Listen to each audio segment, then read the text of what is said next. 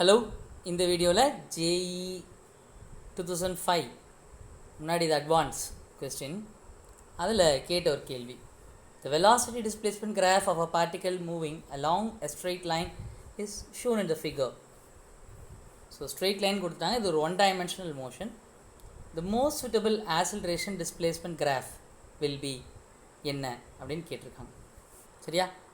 So இங்கே வந்து நமக்கு கொடுக்கப்பட்டது வெலாசிட்டி வெர்சஸ் எக்ஸ் கிராஃப் அப்படின்னு கொடுத்துருக்காங்க. வெலாசிட்டி இந்த Y axis and X graph கொடுத்துருக்காங்க. ஸோ ஒன் டைமென்ஷனல் மோஷன் இப்போ எக்ஸை பொறுத்து வேரி ஆகிற மாதிரி தானே கொடுத்துருக்காங்க. ஸோ அப்படின்னா இது என்னது? X component of velocity. One dimensional motion ஒரு பரிமாண இயக்கம் அப்படிங்கும்போது எக்ஸில் மட்டும்தான் மூவ் ஆக போகுது. அப்படின்னா இது விஎக்ஸாக தான் இருந்திருக்கணும், அப்படி தானே? ஸோ எனக்கு இந்த வெலாசிட்டி எப்படி மாறுது, எக்ஸை பொறுத்து மாறுறது எப்படி காமிச்சிருக்காங்கன்னா, it has been drawn as a ஒரு மாதிரி இது மாதிரி ஒரு லைனாக காமிச்சிருக்காங்க. இந்த இடத்த மோதுது. ஸோ எக்ஸ் ஆக்ஸை வெட்டுது.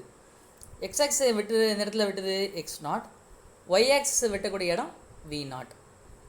இப்போ என்ன கேட்டிருக்காங்கன்னா, what is the corresponding a x graph என்னன்னு கேட்டிருக்காங்க. இதனுடைய ஏஎக்ஸ், ஸோ இதுக்கு ஆக்சலரேஷன் எக்ஸ் டைரக்ஷனில் தான் இருக்குது. ஸோ இங்கே இதுதான் கேட்டிருக்காங்க. போகலாமா?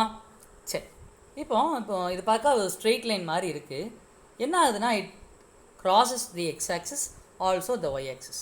எக்ஸையும் வெட்டுது, ஒய்யையும் வெட்டுது. ஸோ இப்போ நம்ம என்ன பண்ணலான்னா, இது நேர்கோடாகவும் இருக்கிறதுனால நம்ம இப்போ என்ன பண்ணலாம், ஸ்ட்ரெயிட் லைனுடைய x intercept Y intercept form நமக்கு தெரிஞ்சிருக்கணும். ஸ்ட்ரெயிட் லைன் ஈக்குவேஷன் வந்து நிறைய ஈக்குவேஷன்ஸ் இருக்குது. அதில் ஒரு ஃபார்ம் வந்து என்னென்னா X intercept Y intercept form. அப்படின்னா என்னென்னா ஒய் டிவைடட் பை பி, அப்படின்னா ஒய் டிவைடட் பை ஒய் வெட்டு plus X divided by X வெட்டு இஸ் ஈக்குவல் டு 1. ஸோ இப்படி எழுதலாம். இப்போ ஒய் ஆக்சிஸில் நமக்கு யார் இருக்கா? நமக்கு கொடுக்கப்பட்ட கிராஃபில் ஒய் ஆக்சிஸில் விஎக்ஸ் அப்படிங்கிற ஒரு நபர் தான் இருக்காங்க. Velocity in the x direction. So x ஆக்சிஸில் எக்ஸ் தான் இருக்குண்ணே, எக்ஸ் கோஆர்டினேட் தான் இருக்குது. ஸோ ஒய் ஆக்ஸை வெட்டக்கூடிய ஆள் யார்? ஒய் ஆக்சிஸை கட் பண்ணக்கூடிய பர்சன் என்னது? V naught. ஒய் ஆக்சிஸை வெட்டுது. ஸோ இதுக்கு கோஆர்டினேட் எப்படி எழுதுறோம்னா 0, வி நாட். ஒய் வெட்டு. இதுக்கு கோஆர்டினேட் எப்படி எழுதுவோம்? எக்ஸ் வந்து 0, ஸோ எக்ஸ் நாட், 0 என்ன? எக்ஸ் கோஆர்டினேட் இருக்குது, ஒய் கோஆர்டினேட் தான் 0. ஸோ இந்த எக்ஸ் ஆக்சிஸில் ஒய் கோஆர்டினேட் 0, ஒய் ஆக்சிஸில் எக்ஸ் கோஆர்டினேட் 0. சரியா? எழுதியாச்சு. ஸோ இப்போது ஒய் வெட்டு என்ன? V naught. அது நம்ம பி அப்படின்னு ஒரு சிம்பிள் கொடுத்துருக்கோம். எக்ஸ் வெட்டு என்ன? எக்ஸ் எங்கே வெட்டுது? It is x naught. இப்போ நான் என்ன பண்ண போகிறேன்னா, velocity as a function of x அப்படின்னு ஒரு ஈக்குவேஷனை உருவாக்கிக்கிறேன். ஹவு? விஎக்ஸ். இப்போ இந்த டேர்ம்ஸ் எல்லாம் நம்ம அந்த பக்கம் கொண்டு போயிட்டா எனக்கு என்ன வந்திருக்கும்னா 1 minus X by X naught வந்திருக்கும். ஸோ ஹோல் ப்ராக்கெட் இந்த டிவைடட் பை வி நாட் அந்த பக்கம் எடுத்துகிட்டு போனோன்னா கிராஸ் மல்டிப்ளை பண்ணால் இது வி நாட். ஸோ வி நாட்டை நான் என்ன பண்ணேன்னா உள்ளுக்கு மல்டிப்ளை பண்ணலாம். V naught minus V naught X by X naught அப்படின்னு வந்திருக்கு. ஸோ இந்த எக்ஸ் நாட் வி நாட் எல்லாமே they are going to be a numbers. ஒரு பர்டிகுலர் இடத்துல கட் பண்ணுறதுனால ஏதாவது ஒரு நம்பரை தான் டினோட் பண்ணுது. இப்போ எனக்கு என்ன கிடச்சிருக்குன்னா, I have obtained an equation velocity in the x direction as a function of x அப்படி கிடச்சிருக்கு. As a function of your variable. கான்ஸ்டன்ட்ஸ்லாம் யார்? கான்ஸ்டன்ட்னா மாறாததெல்லாம் யார்? வி நாட், எக்ஸ் நாட்லாம் மாறாத ஆள். So the variation of the X component of the velocity while the X changes. X மாறும் பொழுது எக்ஸ் காம்பனண்ட் ஆஃப் வெலாசிட்டி எப்படி மாறுதுங்கிறத நான் ஒரு ஈக்குவேஷன் எடுத்து வந்திருக்கேன். இப்போ எனக்கு என்ன கேட்டிருக்காங்கன்னா, I am asked to find acceleration versus x அப்படின்னு ஒரு இது கேட்டிருக்காங்க. ஆக்சலரேஷன் இந்த x direction versus x graph எப்படி இருக்குங்கிறதா என்னுடைய கேள்வி. ஆக்சலரேஷன் இந்த x direction versus x graph. அப்புறம் எனக்கு ஆக்சலரேஷன் வேணும். இங்கே எனக்கு என்ன இருக்குது? Velocity as a function of x தான் எனக்கு இருக்குது. அப்படி இருக்கக்கூடிய பட்சத்தில் நான் என்ன பண்ணுறேன், நான் ரெண்டு பக்கம் ஹோல் ஸ்கொயர் பண்ணுறேன். ரெண்டு பக்கம் இங்கே பார்த்தீங்கன்னா விஎக்ஸ் அப்படிங்கிறத நான் வெளிப்படையாக நான் யாரை சார்ந்து இருக்குது அப்படிங்கிறத நான் எக்ஸ்பிளிசிட்டாக காமிச்சிருக்கேன். அதை எப்பொழுதும் காமிக்கணும்னு அவசியம் இல்லை. So I can also remove it. So vx அப்படின்னு கூட நான் எழுதிக்கலாம். ஸோ நான் ரெண்டு பக்கம் ஹோல் ஸ்கொயர் பண்ண போகிறேன். when I do the whole square vx square, இப்போ எனக்கு இந்த இதில் என்ன வந்திருக்கும், எனக்கு v0 minus v0 by x0 and x the whole square அப்படி வரப்போகுது. அப்படி வரும்பொழுது நான் ஐ கேன் எக்ஸ்பேண்ட் இட், இதை விரிச்சுக்கலாம். v0 square plus v0 square a square minus b square அந்த ஃபார்மில் எழுதுகிறேன். a ஸ்கொயர் எழுதிட்டேன், அடுத்து b ஸ்கொயர் எழுதுகிறேன் ப்ளஸ் 2ab அப்படி தானே, மைனஸ் 2ab. சரியா, 2a இன்ட்டு b என்ன வரும், b v0 into x0 into x. ஏற்கனவே ஒரு v0 இருக்கிறதுனால என்ன ஆயிரும், அது v0 square by x0 into x அப்படின்னு எனக்கு வந்திருக்கும். சரியா, இங்கே vx square the velocity x component the whole square. இப்போ ஆசலரேஷனுக்கு எனக்கு இன்னொரு ஃபார்முலா இருக்குது. ஆசலரேஷன் எக்ஸ்னா என்னடா, what's the X component of the acceleration, so dvx by dt அப்படின்னு எழுதலாம். Also I can write dvx by dx into vx அப்படி கூட எழுதிக்கலாம். இப்போ நான் இங்கே எனக்கு என்ன இருக்குது, vx ஸ்கொயர் இருக்கா லெஃப்ட் ஹேண்ட் சைடில். ஸோ இப்போ நான் அதை டிஃப்ரென்ஷியேட் பண்ண போகிறேன் வித் ரெஸ்பெக்ட் டு எக்ஸ். நான் பண்ணும்பொழுது இப்போ நான் பண்ண போகிறது implicit differentiation. implicit differentiationனா 2vx.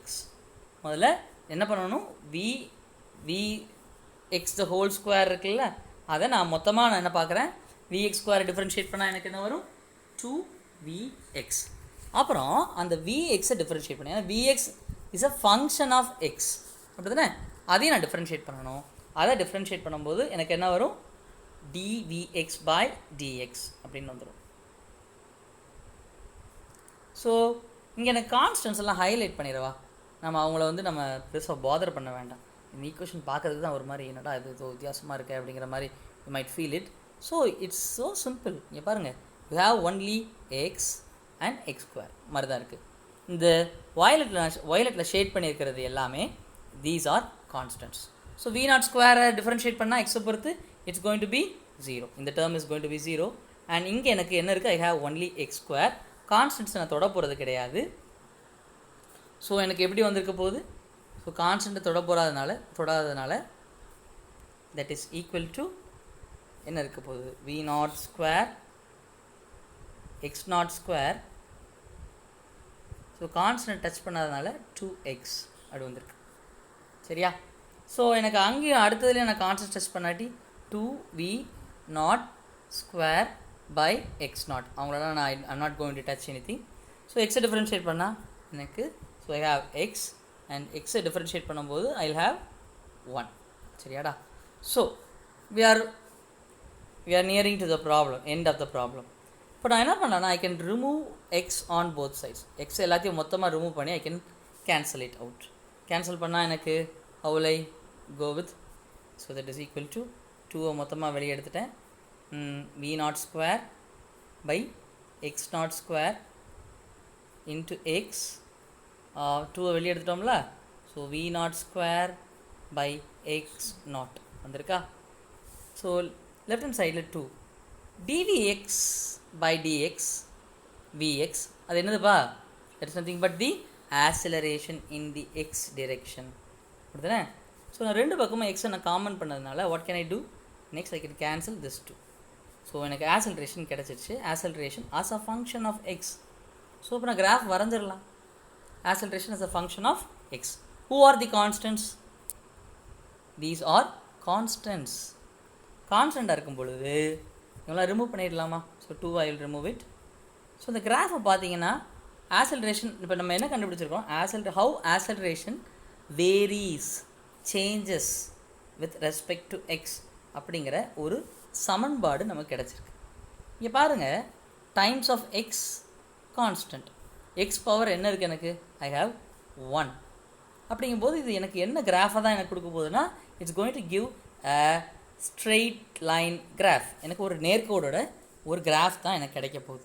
இப்போ நம்ம பார்த்தோம்னா இந்த இதில் ஐ ஹாவ் கிராஃப் டி எனக்கு வராது. ஏன் டி கிராஃப் வராது, The D graph is parallel to the x-axis, and it is perpendicular to the acceleration axis. When it is perpendicular to the acceleration axis, அப்படி இருந்தால் என்ன அர்த்தம்? If it is perpendicular to the acceleration axis னா acceleration constant அப்படின்னு அர்த்தம். ஆனால் இங்கே acceleration is varying, acceleration is changing with respect to x linearly. power 1 இருக்குல்ல, அப்படின்னா இட்ஸ் சேஞ்சிங் லீனியர்லி. பவர் 1 இருந்தாலே இட்ஸ் அ ஸ்ட்ரெயிட் லைன். வேறு ஏதாவது எக்ஸ் ஏதாவது இருக்காப்பா? வேறு I don't have X in it. X power anything அப்படிங்கிறது ஒன்று இல்லவே இல்லை. இப்போ வந்து நம்ம ஸ்ட்ரெயிட் லைன் ஃபார்முக்கு நம்ம ஈக்குவேட் பண்ணி பார்த்தோம்னு வச்சுக்கோங்களேன். y is equal to mx plus b அப்படி நம்ம பார்த்தோம்னு வச்சுக்கோங்களேன். y is equal to mx plus b. What is m? mனா slope. For straight line, slope is a number. நம்பர்னா அது ஒரு கான்ஸ்டன்ட். நேர்கோடுக்கு மட்டும் slope is a constant number. So பிங்கிறது என்ன? பி ஏற்கனவே நான் இன்ட்ரடியூஸ் பண்ணிட்டேன். B is what? Y intercept. B வந்து ஒய் இன்டர்செப்ட்.